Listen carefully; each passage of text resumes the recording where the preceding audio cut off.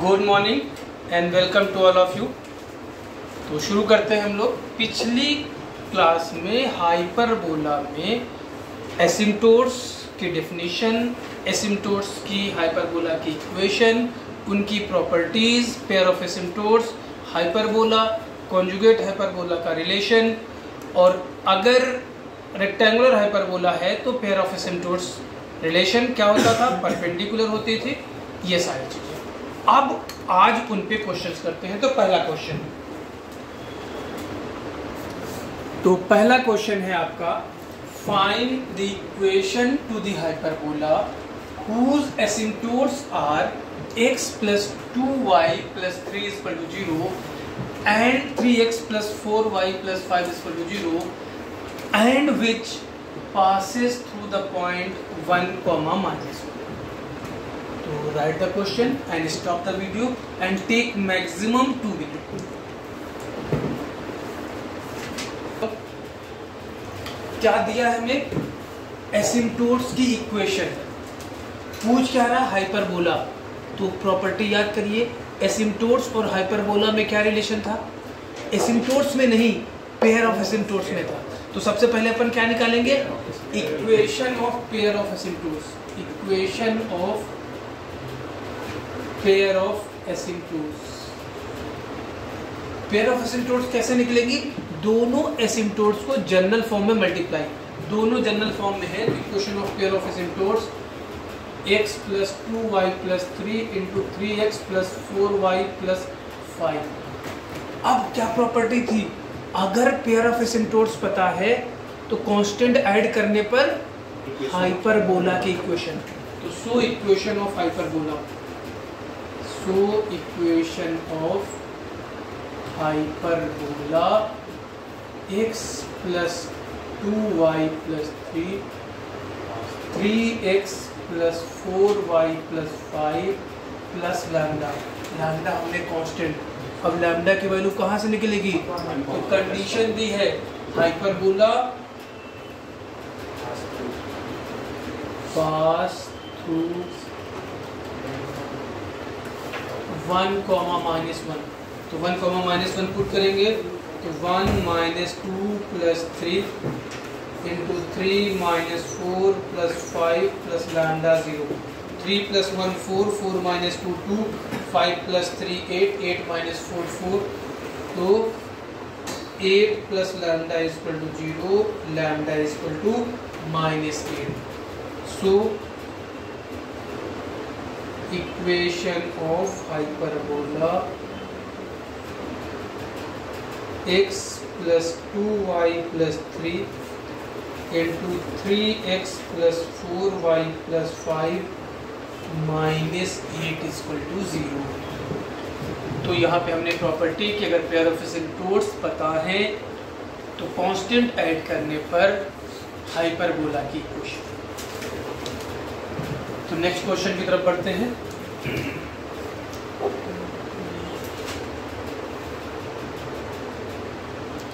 तो next question है आपका, find eccentricity of hyperbola whose equation of asymptotes are 4x plus 3y minus 5 is equal to 0 and 3x minus 4y minus 5 is equal to 0। Oral सा question है, देखिए video देखते ही आप बता सकते हैं, वरना रोक करके सोच सकते हैं आप। तो हमने कहा आपसे orally, since asymptotes are perpendicular, since asymptotes are perpendicular, hence hyperbola is rectangular hyperbola, so eccentricity will be √2। Next question की तरफ बढ़ते हैं। ये तो ओरल क्वेश्चन था और मिल भी सकता है जेईई मेन में। नेक्स्ट क्वेश्चन है आपका, if E is eccentricity and theta is angle between the asymptotes of the hyperbola x square upon a square minus y square upon b square is equal to 1, then find value of sin theta by 2 in terms of E। मतलब sin theta by 2 की value E के form में निकालना है, A और B नहीं रहना चाहिए। तो आइए देखते हैं, हम लोग फार्मूला याद की है, angle between asymptotes, angle between asymptotes theta की मैंने, लेकिन होता कितना है 2 tan inverse b by a. तो यहाँ से हम कहेंगे theta by 2 is equal to tan inverse b by a, या tan theta by 2 is equal to b by a. लेकिन हमें tan थीटा बाई 2 नहीं निकालना है, तो हमें क्या किया, हमने ट्रायंगल बनाया, ये एंगल थीटा बाई 2, ये परपेंडिकुलर, ये बेस, ये हाइपोटेन्यूस। तो sine theta by 2 will be b upon under root B square plus A square. लेकिन दिक्कत यह है कि हमें इन टर्म्स ऑफ e चाहिए। अब हमने क्या किया, e लाने के लिए b by A upon under root B square plus A square upon A square, numerator और डिनोमिनेटर को a से डिवाइड कर दिए। सर ऐसा क्यों, ऐसा बता रहे हैं क्यों, पहले और न्यूमरेटर में a से डिवाइड, डिनोमिनेटर में भी a से डिवाइड, लेकिन स्क्वायर रूट के अंदर a स्क्वायर। ऐसा क्यों, क्योंकि हमारे पास रिलेशन है b square equal to a square equal to a square minus 1। तो b बाई a की वैल्यू हमें याद है under root a square minus 1, और a square plus b square upon a square की वैल्यू हमें याद है e। तो इसकी भी वैल्यू पता है, इसकी भी वैल्यू पता है, इसलिए e से डिवाइड कर दिए। तो this will be under root of e square minus 1 upon e। तो this is value of sine theta by 2 in terms of e। In terms of a और b हमें नहीं देना था।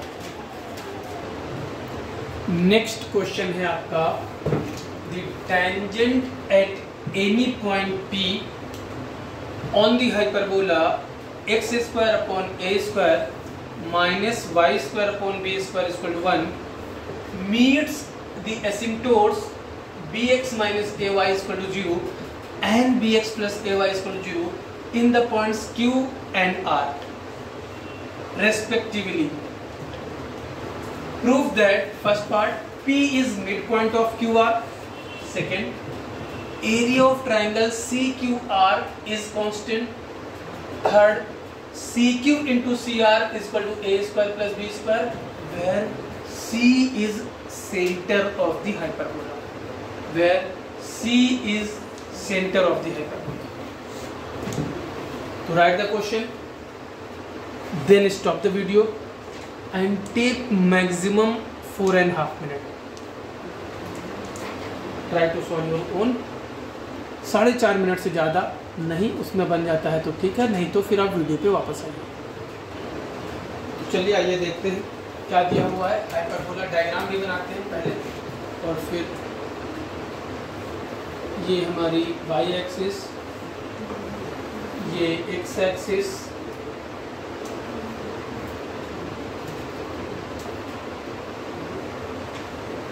ये हाइपरबोला, ये हाइपरबोला, ये हमारी एसिम्पटोट्स, और ये हमारी एसिम्पटोट्स। इस एसिम्पटोट्स की equation bx minus ay equal to 0 है, इस एसिम्पटोट की equation bx plus ay equal to 0। अब एक टेंजेंट है, लेट्स सपोज ये इस पॉइंट पे टेंजेंट है, ये टेंजेंट, लेट्स सपोज ये पॉइंट P है। अब चूंकि हम लोग हाइपरबोला x स्क्वायर इधर लिख लेते हैं, hyperbola x square upon a square minus y square upon b square equal to 1 ले रहे हैं, x square upon a square, और एनी पॉइंट P ले रहे हैं। जनरल पॉइंट P है तो ऑब्वियस है पॉइंट P हम लोग a sec theta comma b tan theta लेना प्रेफर करेंगे। अब हमें क्या करना है, अब हम लोग को क्वेश्चन के हिसाब से दिया हुआ है कि C सेंटर ऑफ हाइपरबोला, तो ओरिजिन का नाम C है, और Q पॉइंट क्या है, Q bx माइनस ay को जहाँ पे टेंजेंट कट कर रही है वो पॉइंट Q है, और bx प्लस ay को कट कर रही है वो पॉइंट R है। तो ये है, तो हमें ये प्रूफ करना है कि P, Q और R का मिड पॉइंट है। दूसरा हमें ये प्रूफ करना है कि CQ R का जो ट्राइंगल है उसका एरिया कांस्टेंट है, और तीसरा हमें प्रूफ करना है सी क्यूब इंटू सी आर भी कांस्टेंट है। इतनी बातें हमें करनी है। तो सबसे पहले हमें क्यू और आर का कोऑर्डिनेट निकालना पड़ेगा। तो क्यू के लिए, क्योंकि मिड पॉइंट निकालने के लिए हमें क्यू और आर का कोऑर्डिनेट चाहिए, तो फॉर क्यू के लिए हमें किसको सॉल्व करना पड़ेगा? क्यू के लिए हमको सॉल्व करना पड़ेगा X square upon A square minus Y square upon B square equal to 1, और किसको सॉल्व करना पड़ेगा?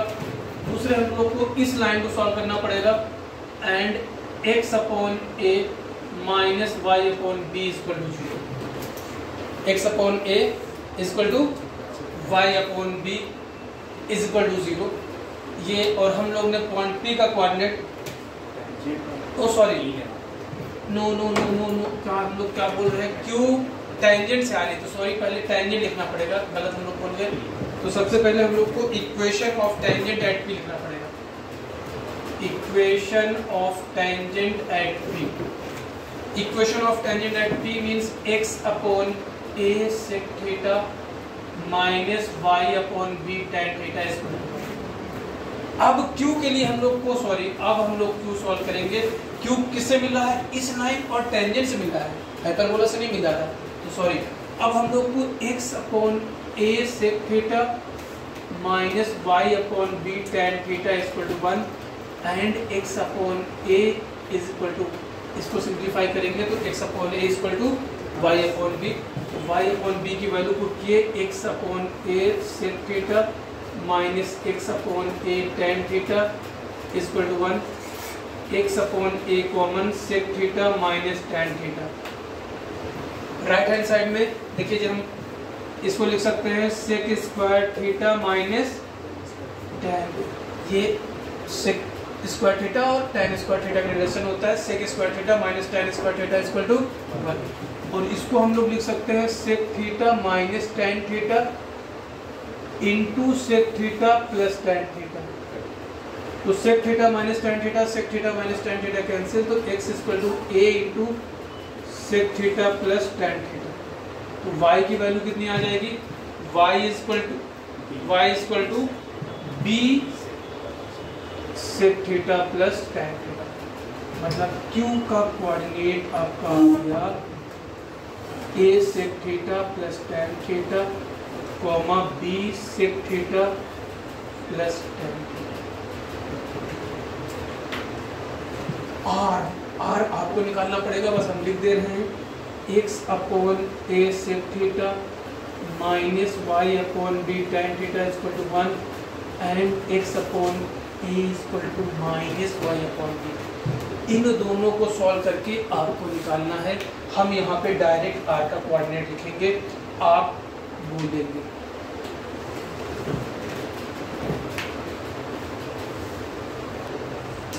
तो r का coordinate a sec theta minus tan theta comma minus b sec theta minus tan theta. देखना चाहोगे तो यहाँ माइनस कर दोगे, तो यहाँ माइनस माइनस प्लस हो जाएगा, यहाँ प्लस हो जाएगा, तो यहाँ माइनस बचेगा। तो x equal to a sec theta minus tan theta, और फिर इसमें पुट कर दोगे तो ये आ जाएगा।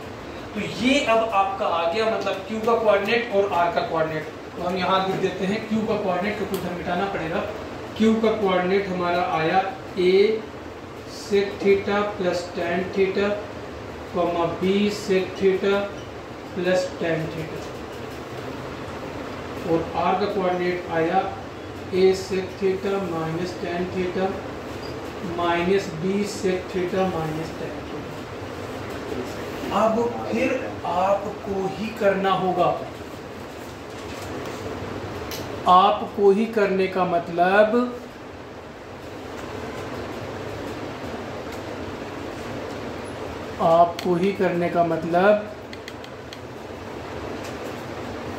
P का कोऑर्डिनेट, Q का कोऑर्डिनेट, R का कोऑर्डिनेट पता है, तो P का कोऑर्डिनेट निकालिए किस फार्मूले से? Q और R के मिड पॉइंट से। फिर C का कोऑर्डिनेट पता है, Q कोऑर्डिनेट पता है, R का कोऑर्डिनेट पता है, एरिया निकालिए। C का कोऑर्डिनेट पता है, Q कोऑर्डिनेट पता है, R का कोऑर्डिनेट पता है, CQ इंटू CR निकालिए, और इतना करिए, फिर आगे बढ़िए। तो आप लोग ने निकाल लिया होगा। तो सबसे पहले हम लोग mid point of Q R तो mid point of Q R x is equal to x1 plus x2 by 2 that is a sec theta plus a tan theta plus a sec theta minus a tan theta by 2, a tan theta cancel, a sec theta, x coordinate आ गया, y equal to b sec theta plus b tan theta minus b sec theta plus b tan theta by 2 that is b tan theta. a sec theta comma b tan theta which is p hence proved। तो as a property याद रखेंगे, क्या property, ये अभी हम आराम से अभी फिलहाल इस पॉइंट पे ध्यान रखना है। क्या ध्यान रखना है? Portion of tangent between pair of asymptotes, जितना पेयर ऑफ एसिम्प्टोट के बीच का पोर्शन है वो बाइसेक्ट होता है एट पॉइंट ऑफ कांटेक्ट, तो इस पे क्वेश्चन आपको मिल सकता है। तो ये पहला, ये आपने नोट कर लिया। हम इसको मिटा करके फिर आगे बढ़ते हैं, क्योंकि अगले पॉइंट पे हम लोग को ये पहला पॉइंट प्रूफ हो गया कि P हमारा मिड पॉइंट है। अब हम लोग को एरिया निकालना है CQR का। एरिया का फॉर्मूला होता है area of triangle CQR equal to 1/2 mod of determinant C का 0 0 1, Q का A sec theta plus tan theta, B sec theta plus tan theta, चलिए इसको बढ़ाना पड़ जाएगा 1 1, A sec theta minus tan theta minus B sec theta minus tan। तो first row के against open करोगे 0 0 1 into minus A B sec square theta minus tan square theta 1, A B sec square theta minus tan square theta 1। तो ये आपके पास आ जाएगा finally A B, area of triangle CQR constant and equal to A B. ये भी as a property याद रखना है। क्या प्रॉपर्टी याद रखेंगे? Area of triangle formed by pair of asymptotes and any tangent remains constant and is equal to A into B, area of triangle। last one CQ into CR निकालना है। CQ into CR, C का coordinate पता है, R का coordinate पता है, under root x2 minus x1 whole square plus y2 minus y1 whole square. तो यहाँ से और यहाँ से भी आपका आ जाएगा a square plus b square. ये तीनों ऐसे ही पूरा का पूरा क्वेश्चन आपको याद रखना है। पहला पेयर ऑफ एसिम्प्टोट्स में कि portion of any tangent between pair of asymptote is bisected eight point of contact. Point number 2 area of triangle formed by pair of asymptotes and any tangent remains constant and is equal to A into B। Third CQ into CR, जहाँ पे tangent cut करती है वो Q और R है, कोई भी tangent बदलते जाए, C सेंटर है, इनका प्रोडक्ट कांस्टेंट होता है और is equal to A square plus B square होता है। नेक्स्ट क्वेश्चन की तरफ बढ़ते हैं हम लोग। The tangent to the hyperbola makes with the asymptotes a triangle of area 6 square units। pair of asymptotes के साथ हाइपरबोला की टेंजेंट एक ट्रायंगल बनाती है जिसका एरिया 6 यूनिट्स है and the length of latus rectum is 1/3। find the equation of hyperbola। That's the question and stop the video। तो आइए देखते हैं। Let equation of hyperbola is x square upon a square minus y square upon b square equal to 1। मतलब we have to find a and b and we are given a into b is equal to 6 and 2b square by a is equal to 1/3। तो यहाँ से आपके पास value है, दोनों को अगर हम मल्टीप्लाई कर दें तो a b into 2 into b square by a is equal to 6 into 1/3। A cancel, 3 2 2 2 cancel, b cube 1, तो b is equal to 1। If b is equal to 1 then a is equal to 6।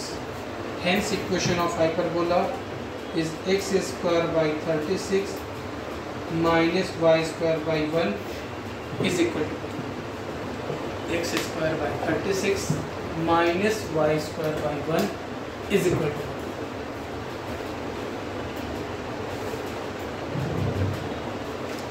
तो ellipse में हमने आपको बताया था उसी तरीके से पूरा प्रूफ है, यहाँ प्रूफ नहीं करेंगे। तो लेट इक्वेशन ऑफ हाइपरबोला, लेकिन यहाँ कुछ और बातें भी करेंगे। रिफ्लेक्शन प्रॉपर्टी, जैसे कि आपको बताए थे इलिप्स में कि रिफ्लेक्शन प्रॉपर्टी ऑफ इलिप्स होती है कि if a ray starts from one focus then after reflection it pass through another focus. और वहीं पर हम लोग ने बात कर लिया था कि हाइपरबोला में भी सेम प्रॉपर्टी, लेकिन हाइपरबोला में आप चाहे तो प्रूफ भी कर सकते हैं, लेकिन फिलहाल अभी हम लोग डायग्राम ड्रॉ करते हैं। ये वाई एक्सिस है, ये एक्स एक्सिस है, और ये आपके पास हाइपरबोला है।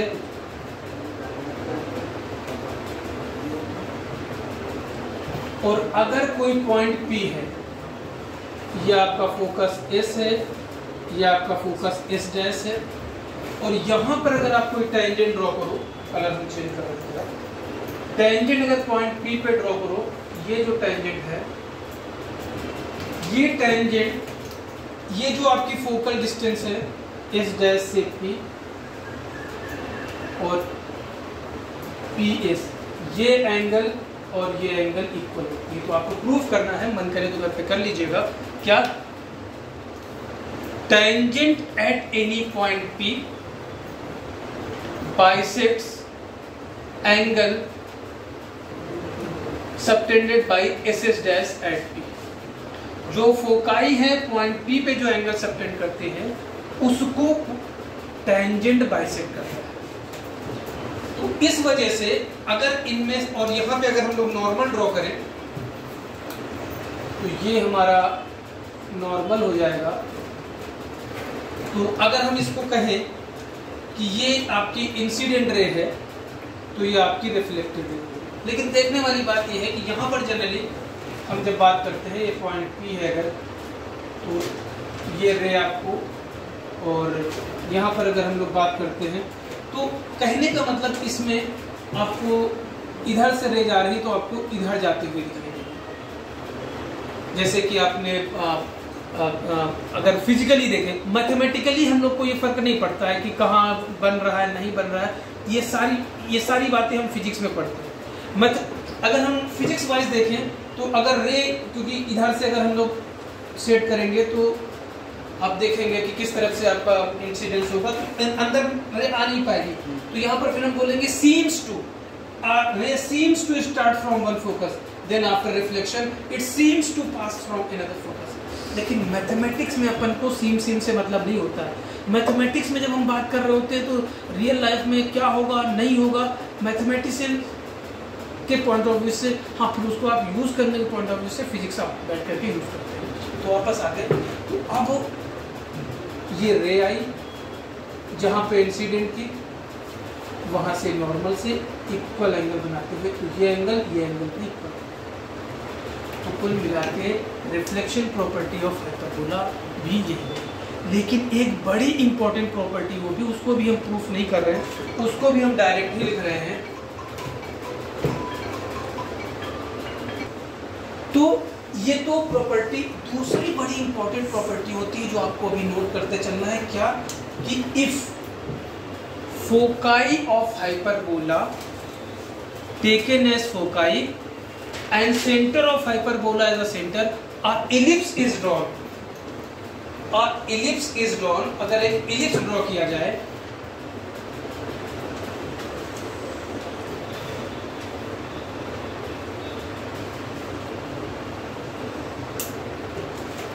टेकिंग, लिखिए नीचे, taking foci of hyperbola as foci and centre of hyperbola as centre, ellipse is drawn.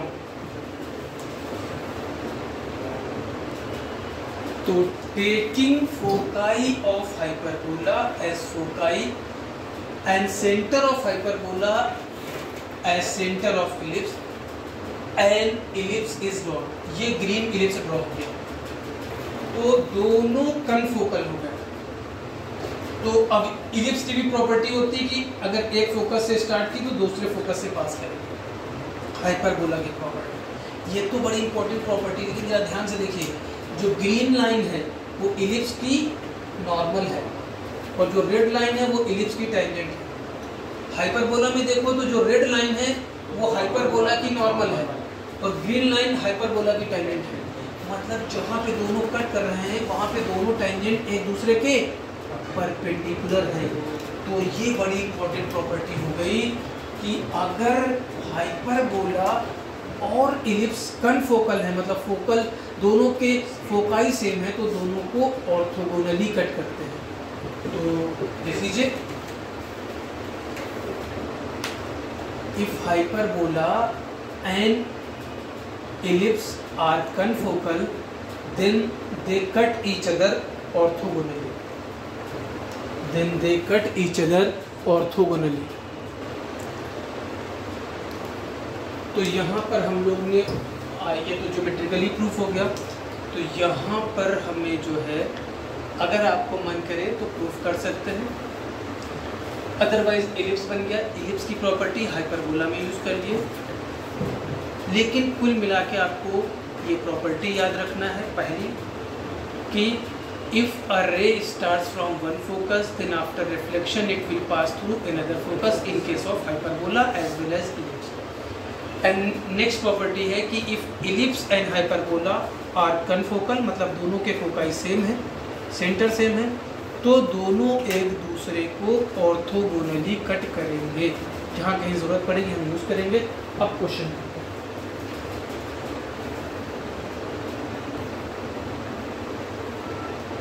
Next question है आपका, अ रे emanating from the point 5, 0 is incident on the hyperbola 9x square minus 16y square is equal to 144 at the point in the first quadrant with abscissa 8. Find the equation of reflected ray. Find the equation of reflected ray. तो चलिए आइए देखते हैं question में। तो हम लोग को जो इक्वेशन ऑफ हाइपरबोला गिवन है x square by 16 minus Y square by 9, क्या है? एक रे स्टार्ट होती है 5, 0 से और इंसिडेंट होती है। तो सबसे पहले हमें हाइपरबोला में निकालना पड़ेगा फोकाई। फोकाई जैसे हम लोग निकालेंगे plus minus 8, 0 plus minus 5, 0।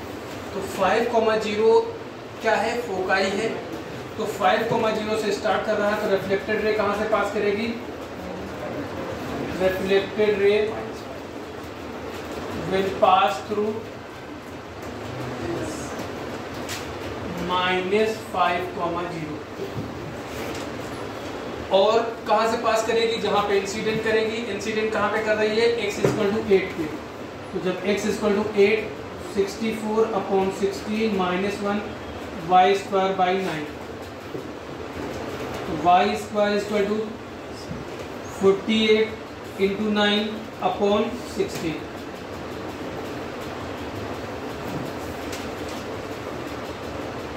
Y equal to plus minus 3√3। लेकिन किस क्वाड्रेंट में इंसिडेंट कर रही है? फर्स्ट क्वाड्रेंट में। तो कौन सी वैल्यू लेंगे? तो इंसिडेंट पॉइंट हमारा हो जाएगा 8,3√3। तो इन दो पॉइंट से रिफ्लेक्टेड रे पास करेगी। Equation of reflected ray y - y1 is equal to y2 - y1 upon x2 minus x1 into x minus x1। 13y equal to 3√3x plus 15√3 3√3x minus 13y plus 15√3 equal to 0 is equation of reflected ray. If a ray starts from one focus, then after reflection it will pass through another focus.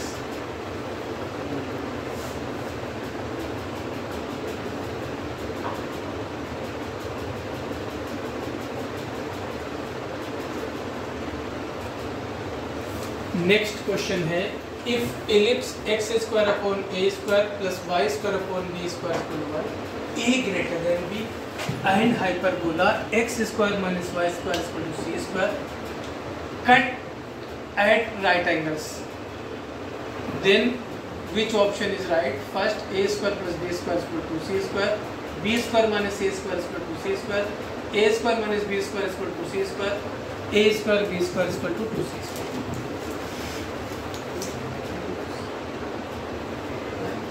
So since ellipse and hyperbola cut each other at right angles, means they are orthogonal, means दोनों के foci same होगा, और चूंकि a greater than b है, इसका मतलब horizontal है, ellipse इसका फोकस होता है प्लस माइनस a कोमा 0, इसका फोकस होता है प्लस माइनस a, लेकिन रेक्टेंगुलर हाइपरबोला है e की वैल्यू √2, तो प्लस माइनस √2c कोमा 0, और इसकी एसेंट्रिसिटी हमारी होती है under root a square minus b square upon A square.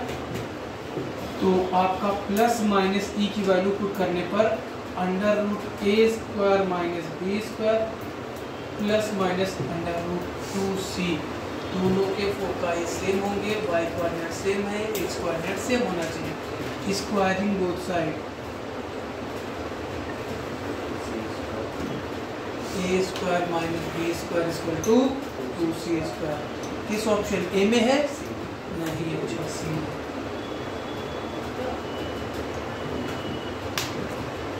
तो इस क्लास में इतना ही। आज हम लोग ने एसिम्प्टोट्स के बारे में पढ़ा, उसके बाद रिफ्लेक्शन प्रॉपर्टी देखी और उनसे रिलेटेड कुछ क्वेश्चंस किए, एसिम्प्टोट से रिलेटेड कुछ क्वेश्चंस किए। अब एक पार्ट और हम लोग को हाइपरबोला बचा है, रेक्टेंगुलर हाइपरबोला, लेकिन अभी रेक्टेंगुलर हाइपरबोला चारों क्वाड्रेंट में होता है, तब हम देखेंगे केवल 2 क्वाड्रेंट में, तब हम बात करेंगे। तो नेक्स्ट क्लास में आज इतना ही, मिलते हैं नेक्स्ट क्लास में, ओके।